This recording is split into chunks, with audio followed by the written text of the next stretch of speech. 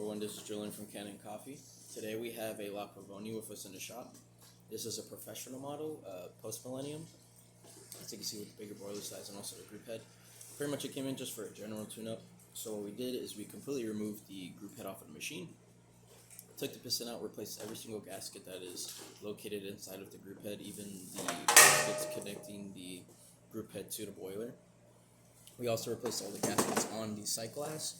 I don't have the plastic cover on here. You usually want to wait until after testing and after running the machine off for a while, just an off chance, leaks. So we do have brand new plastic covers to go over this, but as of right now for testing, I have the glass just by itself. Replaced both of those gaskets, and we also replaced the gaskets on the steam assembly.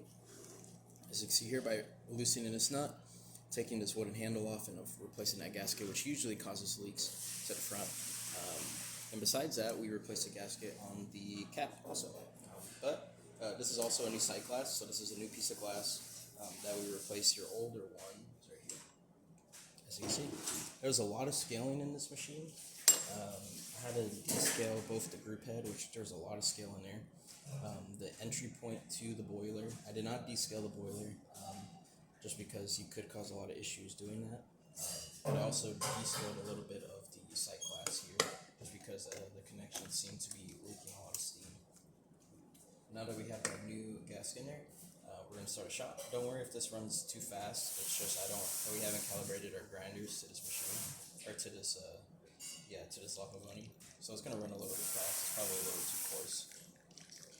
But it's good to see that water is, of course, running through the group head like normal. And you're able to brew a shot if you were to pull the lever up. And it's quite easy to get around. And so after that, I'm just testing the steam on. Really good steam power. We're about 1 bar of pressure right now. And yeah, that's about it for this repair. If you like this video or any of our other repairs on our channel, leave a like, subscribe, and hit the bell. Thanks for watching.